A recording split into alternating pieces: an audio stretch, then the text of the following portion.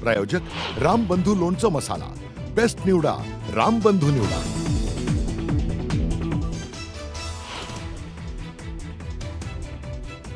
भारतानं घेतला पहलगाम हल्ल्याचा बदला। पाक व्याप्त काश्मीरमधील दहशतवाद्यांची 9 ठिकाणं उद्ध्वस्त। भारतीय आर्मीकडून हल्ल्याची पुष्टी।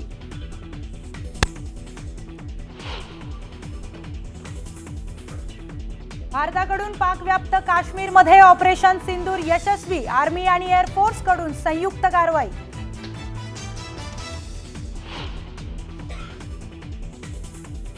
पंतप्रधान कार्यालयातून ऑपरेशन सिंदूरचं लाईव्ह मॉनिटरिंग। पंतप्रधान नरेंद्र मोदींसह राष्ट्रीय सुरक्षा सल्लागार अजित डोवालही उपस्थित।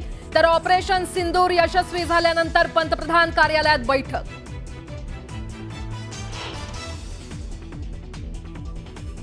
भारताने दहशतवाद्यांना नरकात धाडलं। भारताकडून केलेल्या हवाई हल्ल्यात 14 दहशतवादी ठार तर 70हून अधिक दहशतवादी जखमी।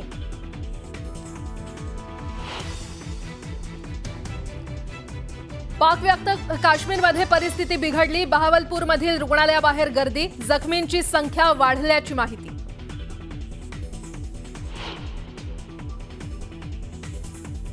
भारताने केलेल्या हवाई हल्ल्यानंतर पाकिस्तानमधील लाहोर विमानतळावर आणीबाणी जाहीर। नागरिकांमध्ये भीतीचं वातावरण।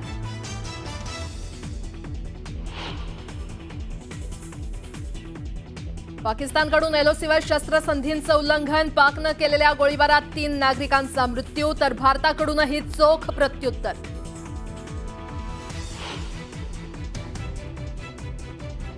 ऑपरेशन सिंदूर हे अत्यंत योग्य नाव। सरकारला आमच्या दुःखांची जाणीव।